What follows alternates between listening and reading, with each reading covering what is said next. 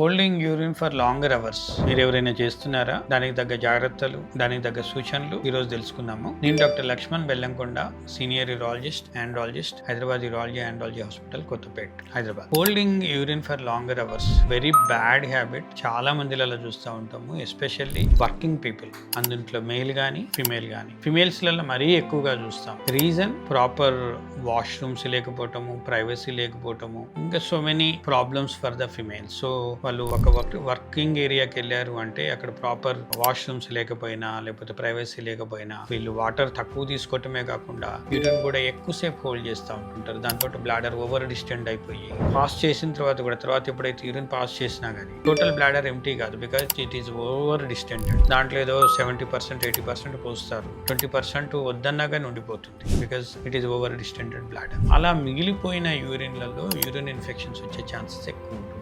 చాలా మంది ఫిమేల్స్, కొంతమంది మేల్స్ రికరెంట్ గా యూరినరీ ఇన్ఫెక్షన్స్ వస్తూ ఉన్నాయి, యూరిన్ లో బర్నింగ్ వస్తూ ఉన్నది, ఏమై ఉంటుంది ప్రాబ్లము, ఎలా దీన్ని అవాయిడ్ చేయాలని వస్తూ ఉంటుంటారు. వాళ్ళలో ఎవాల్యుయేట్ చేస్తే this is the most common problem, holding urine for longer hours. Urine hold చేస్తున్నారు అంటే బ్లాడర్ ఆల్రెడీ ఓవర్ డిస్టెండ్ అయి ఉంటే వాటర్ ఇంటేక్ కూడా తగ్గించేస్తారు ఆబ్వియస్ గా. Less intake of water, holding urine for longer hours and frequent గా void చేయకుండా hold చేస్తూ ఉంటుంటే ఫ్రీక్వెంట్ గా యూరినరీ ట్రాక్ట్ ఇన్ఫెక్షన్స్ వస్తూ ఉంటుంటాయి.